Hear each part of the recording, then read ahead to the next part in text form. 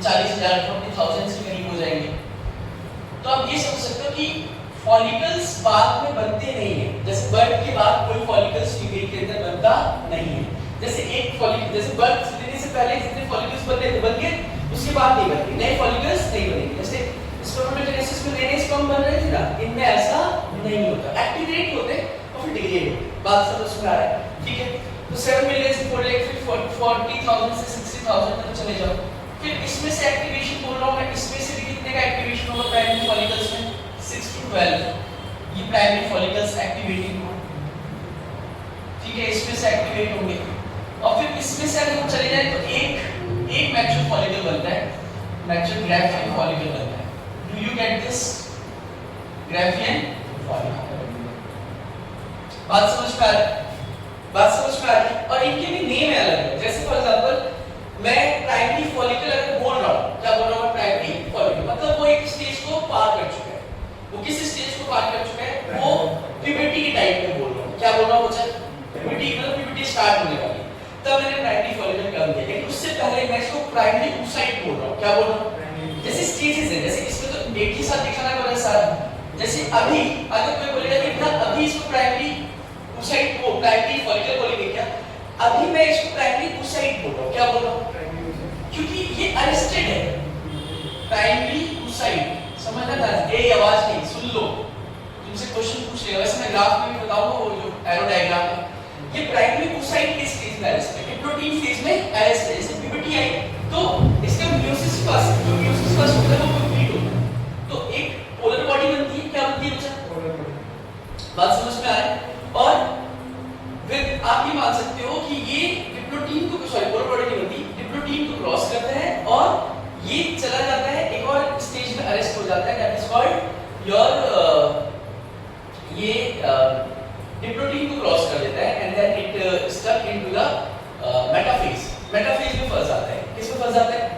Metaphase में फंस जाता है। मतलब जो फॉलिकल्स यहां से निकलेगा सेकेंडरी फॉलिकल्स, वो भी पूरी तरीके से म्यूसिस कंप्लीट नहीं करेगा। बात समझ में आ रही है? तो डिप्लोटीन जैसे ही कंप्लीट होता है दैट्स योर प्राइमरी फॉलिकल्स। तो प्राइमरी oocyte क्या बोलते हैं? प्राइमरी oocyte डिप्लोटीन कंप्लीट करके अब जब वापस से म्यूसिस होगा, म्यूसिस होने के बाद एक पोलर बॉडी बनेगी और जो क्रिएट होगा दैट्स योर सेकेंडरी oocyte। क्या करेंगे बच्चा? नहीं, सेकेंडरी oocyte पहले बनेगा और फर्टिलाइजेशन के बाद, बात समझना, फर्टिलाइजेशन के बाद ओवम बनेगा। क्या बनेगा बच्चा? ओवम। तो ये समझना, फर्टिलाइजेशन होगा ना तो ओवम क्रिएट होगा, नहीं हुआ तो सेकेंडरी oocyte, सेकेंडरी oocyte की फॉर्म में डिजेनरेट होगा। तो समझना मैं क्या बोल रहा हूं? इनके नाम अलग अलग हैं, ये नहीं कि सबके नाम एक जैसे हैं। जैसे यहाँ पे मैं इस जैसे ग्राफियन फॉलिकल का नाम बोल रहा हूं, ये सेकेंडरी oocyte है। क्या बच्चा? इसने एक स्टेज क्लियर कर ली है। कौन सा स्टेज? इसमें डिप्लोटीन कंप्लीट हो चुका है और म्यूसिस फर्स्ट हो चुका है। क्या हो चुका है इसमें? ठीक है, इसमें म्यूसिस फर्स्ट हो चुका है, meiosis first completed, meiosis first complete हो गया और ये माइक्रो जो म्यूसिस सेकंड में जा रहा था, किसमें जा रहा था? लेकिन उसमें अरेस्ट हो गया, मेटाफेज में फंस गया। बात समझ में आया? फिर इसको एनाफेज में ले जाने के लिए हमें प्रोमोटिंग फैक्टर चाहिए। तो सिंपल सा लॉजिक क्या है? ये जो सेकेंडरी oocyte है, ये म्यूसिस फर्स्ट कंप्लीट कर चुका है, स्टक हो चुका है, मतलब arrested in metaphase, arrested in metaphase of meiosis second, of meiosis without second. Do you get this? ये secondary oocyte निकलेगा जब मैं यहाँ से वो follicles evolution करवाऊँ, ठीक है? यहाँ पे समझ में आ रहा है कि नहीं आ रहा है? थिका एक्सटर्नल, थिका इंटरनल का काम क्या है? ये दोनों थिका एक्सटर्नल, ये दोनों क्या करते हैं? ये निकालते हैं एस्ट्रोजन। क्या निकालते हैं? एस्ट्रोजन की भी खास बात है। एस्ट्रोजन दो बार बढ़ता है फीमेल्स में, एक तो फॉलिकुलर फेज में जब फॉलिकल्स बन रहे होते हैं तो एस्ट्रोजन ज्यादा होता है, एक सिक्रेटरी फेज में भी एस्ट्रोजन ज्यादा होता है। दो टाइम में जो एस्ट्रोजन निकलता है। तो पहले इस पे आ जाते हैं। तो बताओ क्या निकला हमारे पास? Follicular stimulating hormone. कौन सा हार्मोन निकला बच्चा? Follicular stimulating hormone. तो तुम जाओगे, अगर ध्यान देना, इस तरीके से ग्राफ बना रहे हैं हम, एनसीईआरटी का ग्राफ देखोगे तो 14th डे पे, 14th डे पर, सही है, 14th डे पे क्या हाई हो गया? LH हाई हो गया और FSH भी हाई है, ये नहीं कि FSH हाई नहीं है। 14th डे के करीब FSH भी हाई हो गया और LH भी हाई हो गया, ठीक है? ये इस तरीके से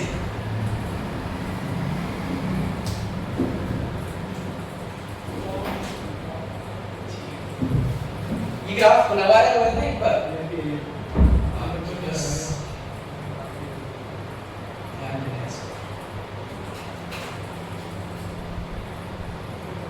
एक चीज याद रखना, LH भी हाई होता है, LH भी हाई है और FSH भी हाई है, लेकिन मैनी मतलब अगर हम बात करें LH ज्यादा टाइम्स हाई हो चुका है, ठीक है। ये क्वेश्चन पूछा जा सकता है कि 40 अगर हार्मोन्स के बारे में बात करें 14 और इस रेंज में 14 से आगे भी हो सकता है, एक दिन पीछे भी हो सकता है, ठीक है। ये एवरेज की बता रहा हूं मैं, LH हाई हो जाएगा, FSH भी हाई हो जाएगा। ज्यादा कौन जिसका किसका पीक ज्यादा है? LH का। बात समझ में आ रहा है? LH का पीक ज्यादा है बिकॉज़ ऑफ पॉजिटिव फीडबैक। ये भी बताऊंगा मैं कि ये पॉजिटिव फीडबैक के कारण हुआ है, ऐसा समझना। तो हुआ क्या अल्टीमेटली क्या हुआ, अगर हम ओवरी में देख रहे हैं तो ओवरी में FSH आया, क्या है बच्चा? अब इस स्टेज को देखते जा रहे हैं, जैसे मैं बता रहा हूं, ये जो ग्रैन्युलोसर सेल्स हैं इनमें रिसेप्टर्स ज्यादा बढ़ जाते हैं, बात समझ में? FSH के रिसेप्टर्स इंक्रीज कर जाते हैं धीरे धीरे करके। यही ग्रैन्युलोसर सेल्स की जो आउटर लेयर होती है वो थिका इन्हीं के लेयर्स में कन्वर्ट हो जाता है, थिका एक्सटर्ना और थिका इंटरना, और वो निकालते हैं एस्ट्रोजन। क्या निकालते हैं? तो एस्ट्रोजन का अमाउंट बढ़ता जाएगा। अगर मैं यहाँ पे एस्ट्रोजन का ग्राफ बनाऊं, किसका ग्राफ बनाऊं, तो मेरे पास एस्ट्रोजन का पीक पहले आ जाएगा। अगर एनसीईआरटी देखोगे तो 14th डे पर एस्ट्रोजन का ग्राफ का पीक आया ना, नहीं बिल्कुल नहीं। पहले प्रोजेस्टेरोन नहीं डाल सकते भाई, पहले फॉलिकुलर फेज भाई इसी फेज में हो जाएगा एस्ट्रोजन हाई। देखो ध्यान से, क्योंकि एनसीईआरटी नहीं लाया ना, लाती ही एनसीईआरटी। इस तरीके से ग्राफ के ऊपर देखो, एस्ट्रोजन ऊपर है ना एस्ट्रोजन। अब देखो उस वक्त प्रोजेस्टेरोन नहीं निकला है, प्रोजेस्टेरोन बहुत कम लेवल पर है, बात समझना, ऐसे जा रहा है, ठीक है। मैं इसको हाई नहीं, ये आगे जाके हाई होगा। Do you get this? ये समझ में आ रहा है? अच्छा, ये जो हाई दिखा रहा हूं मैं, ये दिखा रहा हूं इसलिए कि ये फॉलिकुलर फेज का है। किसका फेज का है? फॉलिकुलर फेज का। फॉलिकुलर फेज का हाई है एस्ट्रोजन, ठीक है। अब कैसे हाई होता है ये समझना। देखो GnRH निकलता है एवरी 2 आवर्स। क्या निकलता है? वो FSH और LH निकालता है। FSH और LH इस ग्रेफिन फॉलिकल्स को तैयार करते हैं, ठीक है। फिर एस्ट्रोजन इनिशियल फेज है, जब जैसे अभी अगर मैं इस तरीके से समझाऊं मेंस्ट्रुअल साइकिल को कि हमारे पास एक साइकिल है, इस तरीके से चलते हैं।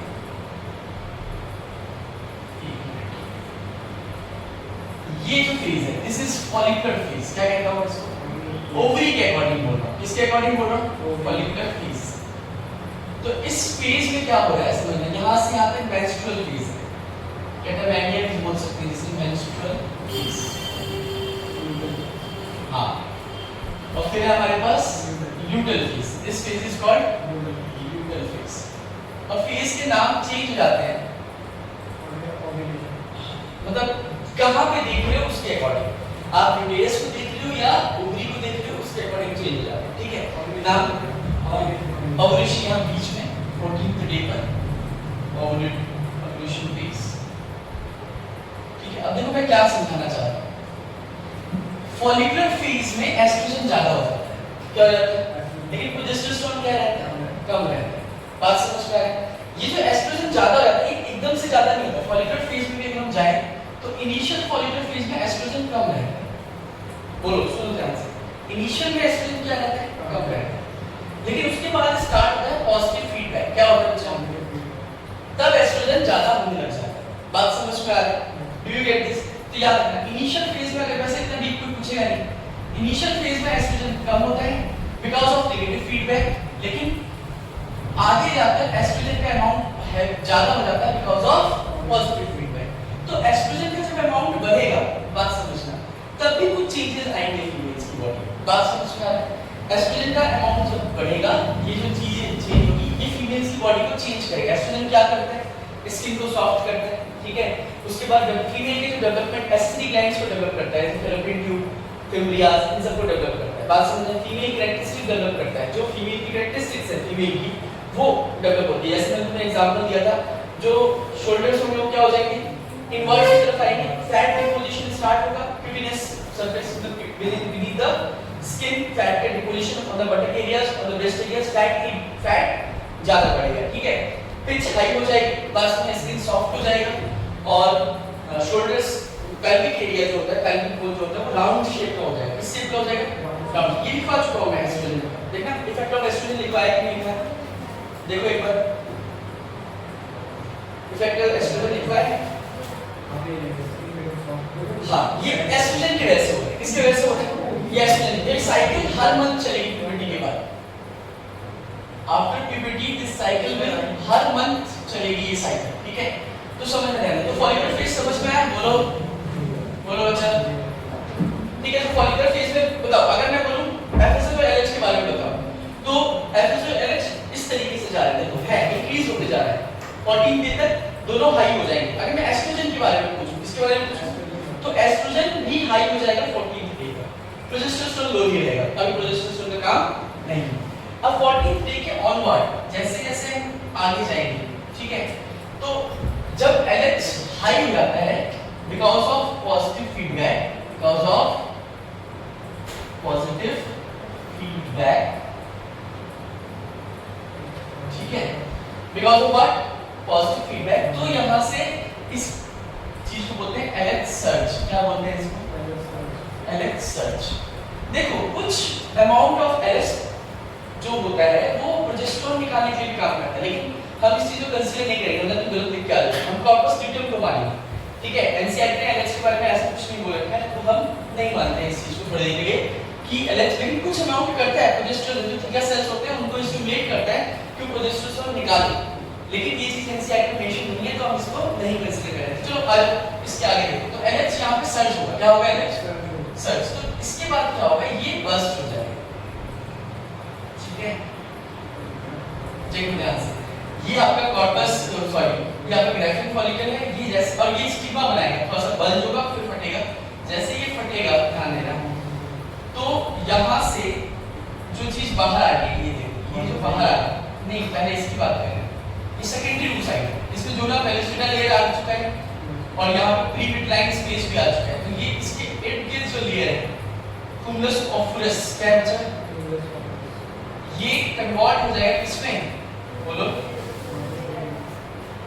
कुमुलस ऑफुरस, और जब कन्वर्टेड इनटू कोरोना रेडियाटा, इसमें कन्वर्ट हो जाएगा, बताना, कोरोना रेडियाटा में कन्वर्ट हो जाएगा, ठीक है? उसके बाद ये जो है, ये पोर्शन यहाँ पे थीका सेल्स होंगे, याद रखना, थीका सेल्स बाकी रहेंगे, बाहर तारों में थीका सेल्स, ठीक है, और ये ग्रेनुलोसा सेल्स, ठीक है, और इसमें ब्लड वेसल्स एंटर कर जाएंगे। इसका नाम होगा कॉर्पस हेमोरेजिकम।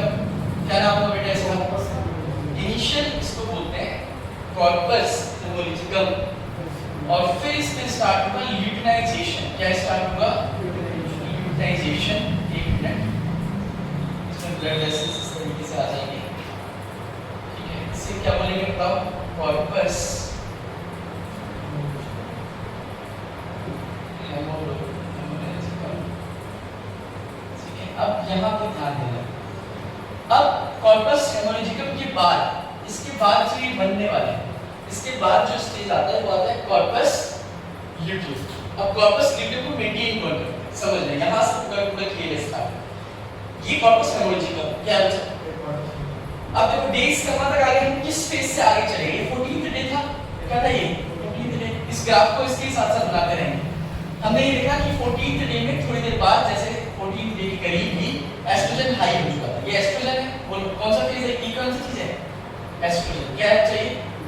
एस्ट्रोजन। अब ध्यान दीजिएगा, जब प्रोजेस्टेरोन, जब हम इसके आगे जा रहे हैं, इस फेज में, किस फेज में जा रहे हैं? That is called secretory phase. क्या कहते हैं इसको? सीक्रेटरी फेज में एफएसएस जो होता है वो मेंटेन करता है कॉर्पस ल्यूटियम। क्या मेंटेन करता है? एफएसएस चाहिए कॉर्पस ल्यूटियम को मेंटेन करने के लिए। क्या चाहिए बताओ? FSS is needed to maintain the corpus luteum. तो कॉर्पस ल्यूटियम को मेंटेन कौन कर रहा है? एफएसएच। तो यहाँ पे जो मैं बनाने जा रहा हूँ, चीज को बनाने जा रहा हूँ नेक्स्ट, ठीक है, इस तरीके से बना लो।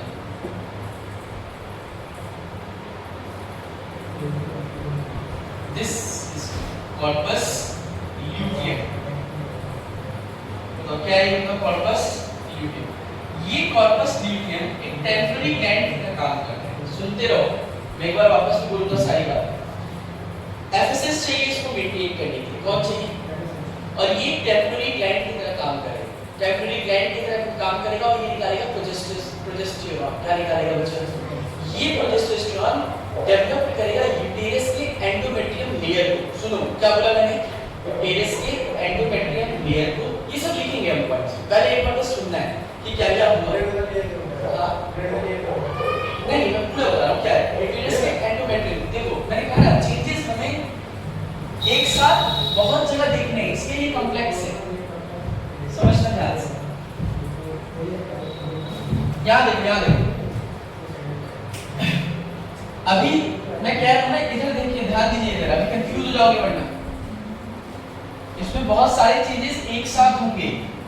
मैं कह रहा हूँ ना we have to see the changes of ovary